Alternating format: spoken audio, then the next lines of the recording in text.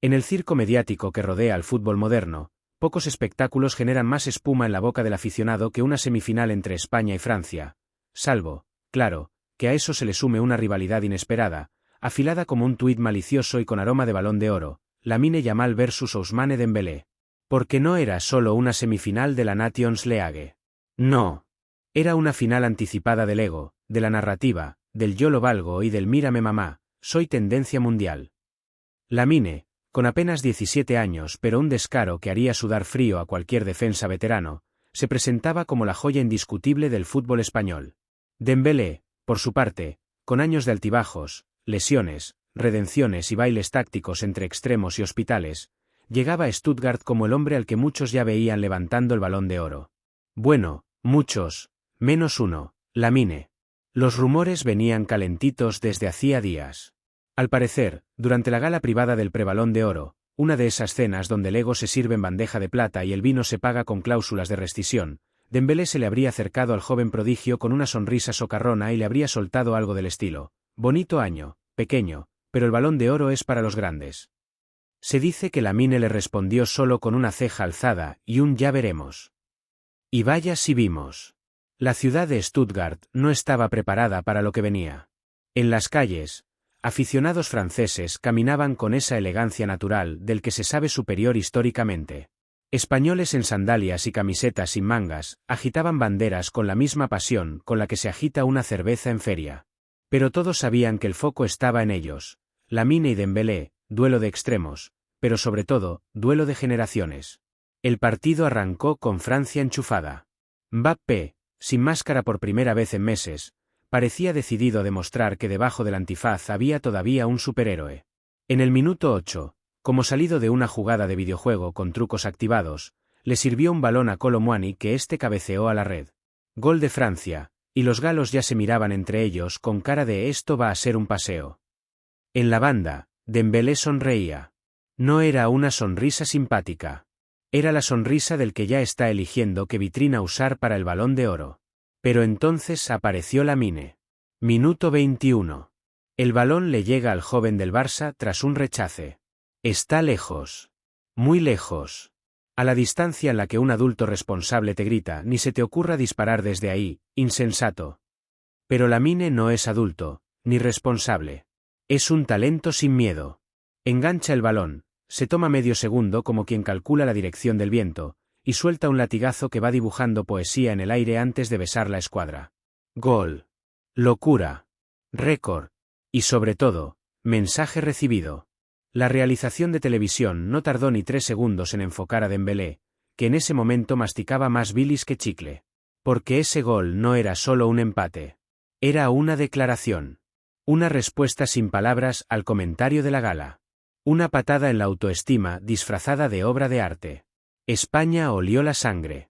Y Lamine, en trance competitivo, no dejaba de pedir el balón, de encarar, de sacarle canas al lateral francés que ya empezaba a mirar al banquillo buscando reemplazo o al menos un médico que diagnosticara dignamente su dignidad perdida. Y como si el universo quisiera subrayar la metáfora, llegó el segundo. Dani Olmo con un disparo potente, Condé desvió y gol. Remontada. La narración francesa en la televisión nacional empezó a sonar como si alguien estuviera leyendo un poema triste al revés. Dembélé, en ese momento, empezó a calentar. Tal vez pensaba que era su momento de brillar, de reescribir la narrativa. Spoiler, no lo fue. Entró en la segunda mitad. Primer balón que toca, pase al contrario. Segundo, regate innecesario y pérdida. Tercero, intento de centro que acabó en córner, para España. El público francés, generalmente sofisticado y elegante, empezó a manifestar esa fina línea entre la decepción y el deseo de extraditar a alguien. Mientras tanto, Lamine seguía bailando. Literalmente. Hubo un momento en el que amagó con salir por banda, pisó el balón, miró hacia el banquillo francés y sonrió. No era una sonrisa de burla. Era peor, era una sonrisa de alguien que ya sabe que ha ganado y simplemente está disfrutando el proceso. Como el gato que juega con el ratón antes de llevárselo a casa. Pasados los 60 minutos, ya no era un partido. Era una clínica. Una exposición. Un cómo humillar elegantemente sin usar una sola palabra malsonante. Cada toque de Lamine era una caricia al balón y una bofetada sin mano a Dembélé. A esas alturas, ni siquiera hacía falta que anotara otro gol. El daño estaba hecho. Irreversible. Pero como si los dioses del fútbol quisieran cerrar la historia con broche de oro, balón de, para ser exactos, Lamine volvió a recibir en el borde del área. Esta vez no disparó. Esta vez regateó. 1, 2, 3 defensas, un portero que salió con la fe por delante y acabó viendo pasar la pelota por debajo como si fuera un truco de magia. Segundo gol del chico. Segundo mensaje. Francia, ya más cerca del colapso emocional que del empate, se desmoronaba como un croissant mojado en caldo de cocido. España acabó llevándose el partido 5-4 en un festival de goles, pero más allá del marcador, el verdadero titular estaba claro desde el minuto 21. Lamine humilló a Francia y le cayó la boca a Dembélé. Segundo gol de Lamine. No era solo otro tanto en la estadística. Era una herida quirúrgicamente trazada en la narrativa francesa.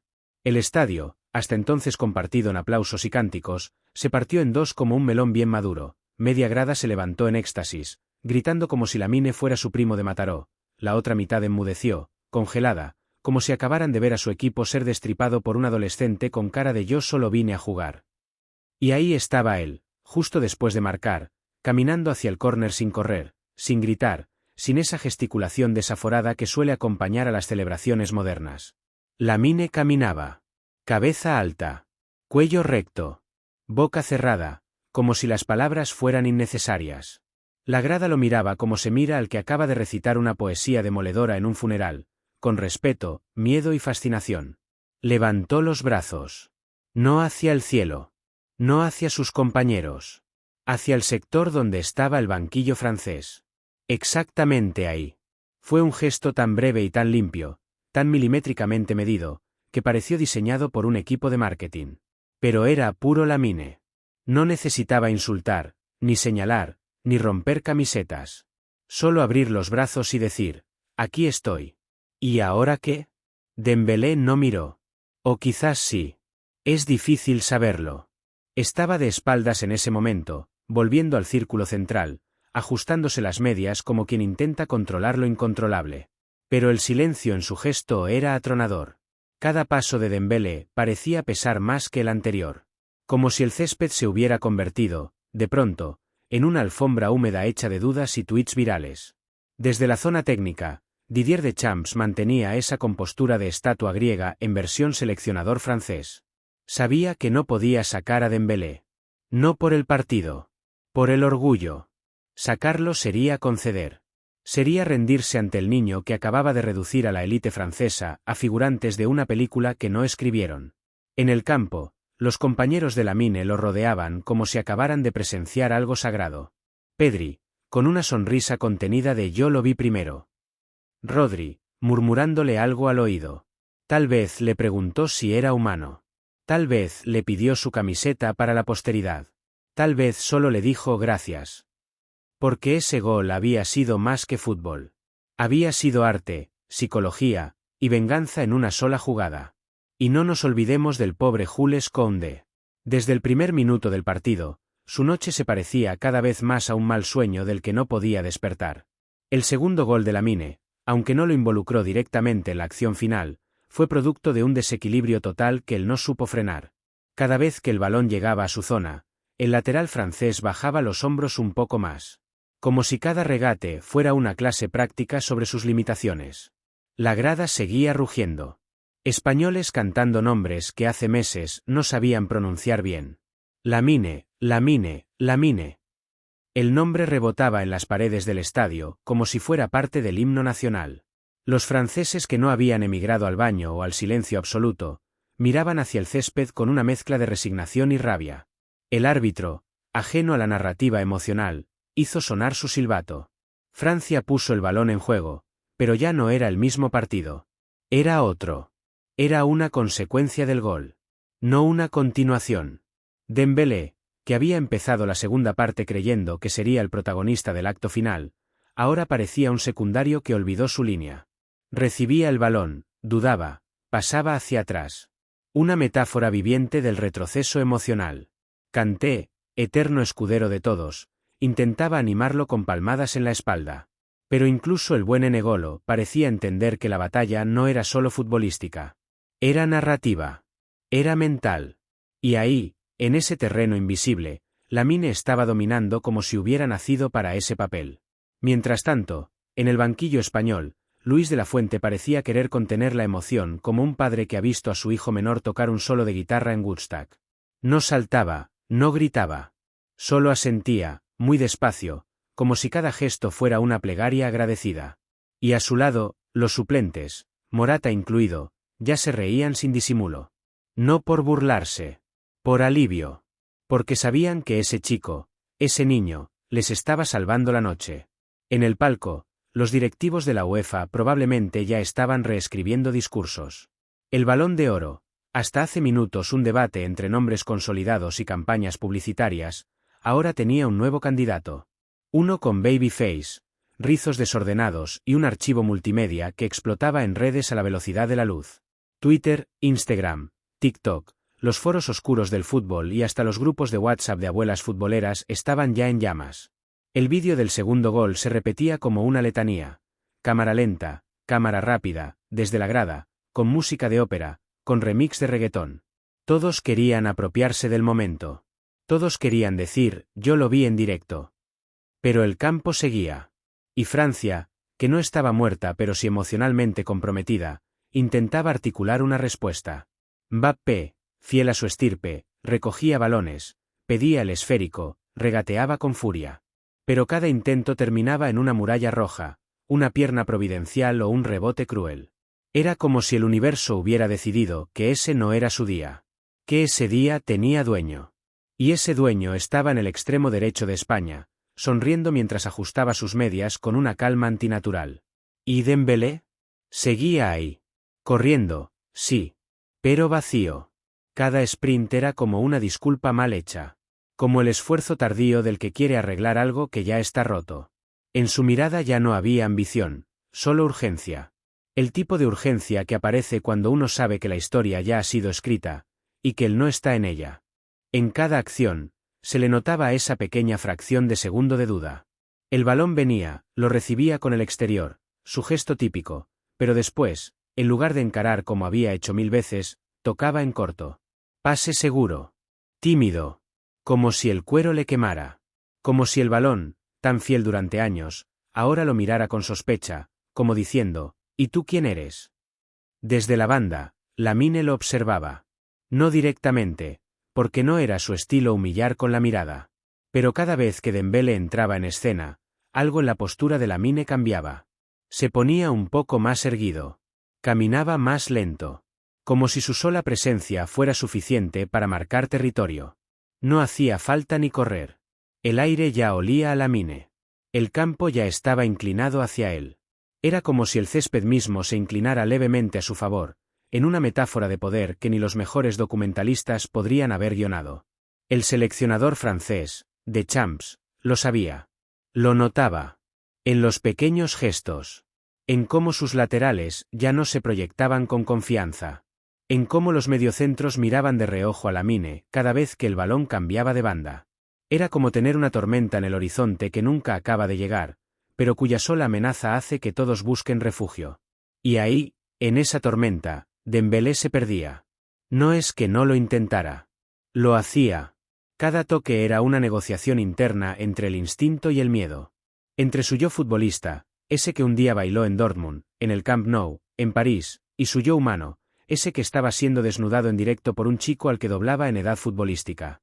Los franceses le daban el balón. No por fe. Por jerarquía.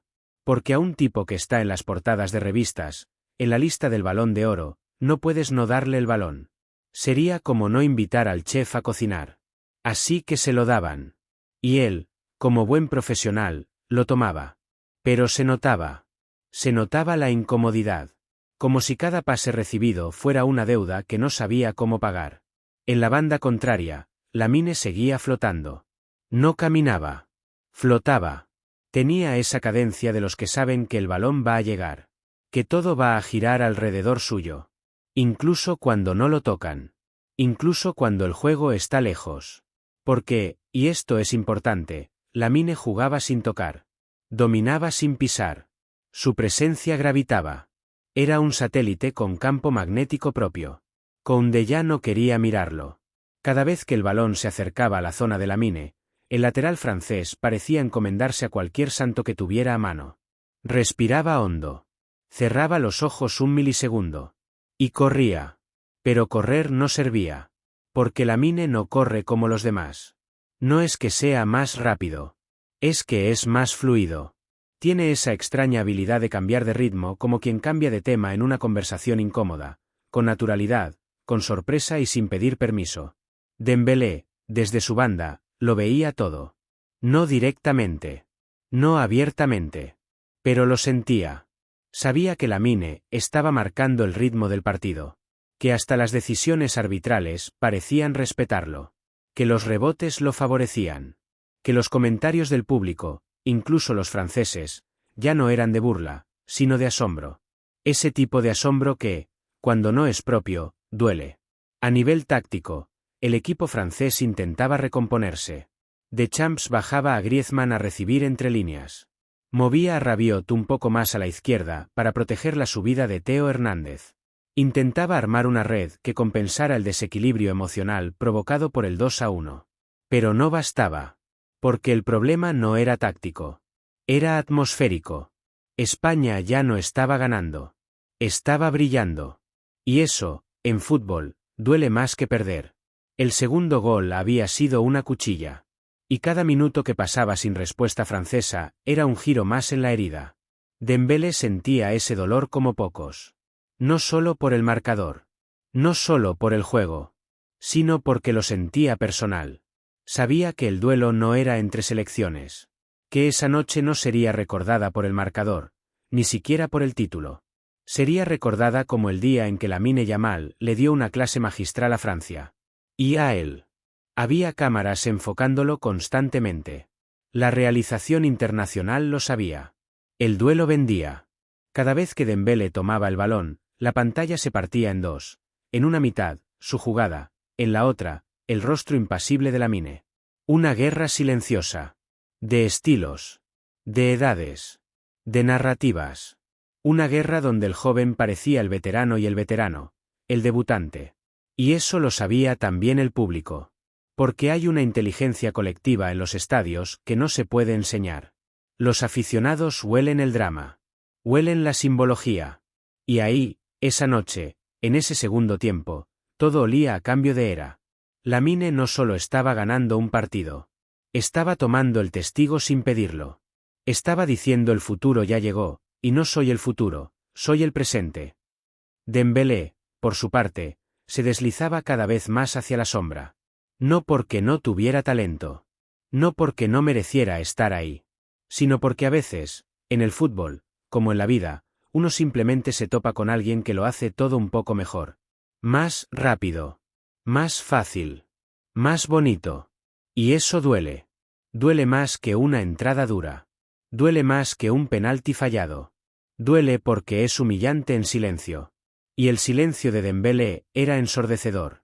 En su cara se leía todo, la incomodidad, la frustración, la incredulidad. Como si aún no hubiera procesado que ese chico al que miró de reojo en la gala del Balón de Oro, ese pequeño, ahora le estaba dando una lección de grandeza. Los focos se encienden. Pero esta vez no sobre el césped, sino en las zonas mixtas, en los pasillos forrados de paneles con logos de patrocinadores que nadie mira, donde las palabras pesan más que los goles y donde un mal gesto puede valer más que 100 regates.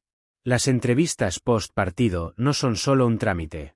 Son el epílogo no escrito de cada partido grande. Son el ring donde se pelea con declaraciones, lo que no se pudo ganar en el césped.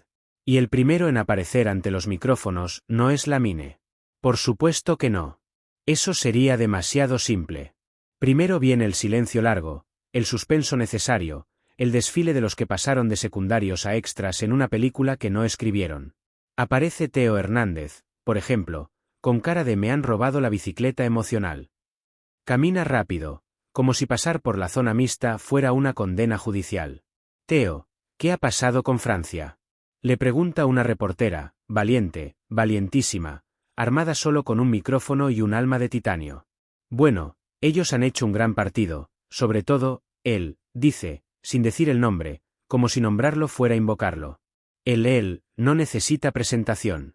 Toda Europa sabe a quién se refiere. Y si alguien tiene dudas, basta con ver las pantallas de los móviles que ya reproducen en bucle el segundo gol de Lamine desde 67 ángulos diferentes. Theo aprieta los labios, hace un gesto que no es sonrisa ni mueca, y sigue su camino.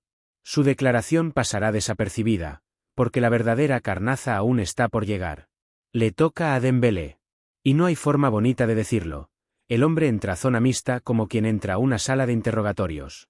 Su chándal de la selección le queda bien, claro, es atleta de élite. Pero hoy no lleva ese andar relajado, ese vaivén de caderas que suele tener tras un buen partido. Hoy camina como un oficinista que se olvidó el pendrive con la presentación. La mirada baja, las manos en los bolsillos, el escudo de Francia arrugado justo sobre el corazón. Lo abordan 3 periodistas a la vez. Uno francés, uno español, uno de ESPN con acento argentino y espíritu de combate. La pregunta es inevitable. Ousmane, ¿sientes que hoy el duelo por el Balón de Oro se ha decantado? Pausa. Dembélé no responde al instante. Mira al periodista, luego a la cámara, luego al suelo. Todo en silencio. Como si hubiera una batalla en su cabeza entre la sinceridad, la profesionalidad y las ganas de quitarse el micrófono de un manotazo. No creo que un partido defina eso. Él ha hecho un gran partido, sí. Pero esto es fútbol. A veces te sale, a veces no. La respuesta es perfecta. Impecable. De manual. Pero sus ojos no mienten. Sus ojos dicen, me ha destrozado. Y lo sabe. Y lo saben todos. Incluso tú, el del micrófono. Es la primera vez en toda su carrera que responde a una pregunta con más contención que sonrisa. Y eso, viniendo de Dembélé, es como ver a Messi quejarse de una entrada. Insólito. ¿Hubo algo personal? Insiste el periodista español, al borde de la decencia periodística. ¿Personal? Repite Ousmane, como si la palabra le hiciera gracia. No, para nada. Es fútbol. Pero la forma en que dice fútbol, suena más a resignación que a filosofía. Su voz tiembla levemente. No porque vaya a llorar, sino porque hablar de Lamine en este contexto es como hablar de un cuchillo justo después de haber sido apuñalado por él. Termina la entrevista con un leve gesto de cabeza. Se va. Sin mirar atrás. La imagen ya está circulando por redes. La llaman la retirada silenciosa. Algunos le añadirán música triste. Otros, memes. Pero la esencia será la misma. Dembélé ha perdido algo más que un partido. Ha perdido el control de su narrativa. Ahora sí, llega el momento. El estadio ya está casi vacío. Las luces comienzan a apagarse, pero los flashes vuelven a activarse porque aparece él, Lamine Yamal. Ni guardaespaldas, ni gafas de sol, ni auriculares de estrella del pop. Solo él, su sonrisa de yo solo venía a jugar al fútbol y una calma que molesta. Lamine, 2 goles, victoria. ¿Qué significa esto para ti? Le lanza el primero, con voz temblorosa. Significa que estamos en la final, responde, como quien responde a una encuesta del colegio. Pero no solo eso, has marcado 2 golazos. Has, digamos, opacado a muchos hoy. Silencio. Lamine sonríe. Esa sonrisa que no es burla ni arrogancia. Es, simplemente, la de quien sabe lo que ha hecho, pero no necesita decirlo. La de quien ya lo ha repetido en su cabeza 100 veces. Opacar no, hermano. Esto es fútbol. Yo hago lo mío, ellos lo suyo. Hoy me salió bien. Otro día, ya veremos. Lo dice como si hubiera marcado en un partidillo con amigos. Como si no tuviera medio planeta hablando de él. Como si no supiera que, ahora mismo, hay una sala en París donde están rehaciendo las animaciones del Balón de Oro con su silueta. ¿Qué opinas de Dembélé? Y ahí, por fin, se tensa. Levemente. No por miedo. Por respeto. Mira a cámara. Respira. Es un jugadorazo. Siempre lo he admirado. Jugar contra él, es un honor. Fin de la frase. No añade pero hoy, no dice aunque. Nada. Clase pura. Respeto absoluto. Porque Lamine no necesita restar para sumar. Su fútbol habla por él. Y ese es su superpoder. Puede hundirte en el campo y luego alabar tu talento con sinceridad. Porque sabe que todos lo han visto. Porque no necesita repetir lo obvio. En redes, ya hay quien compara su actitud con la de Federer cuando ganaba a Nadal y aún lo llamaba el más grande. Es esa categoría de deportistas que humillan con elegancia, que aplastan sin ruido, que vencen sin arrogancia. Y eso, en el fútbol moderno, es casi ciencia ficción. La entrevista sigue con preguntas sobre táctica, sensaciones, el pase a la final. Lamine responde con esa mezcla de madurez y desparpajo que confunde a los entrevistadores.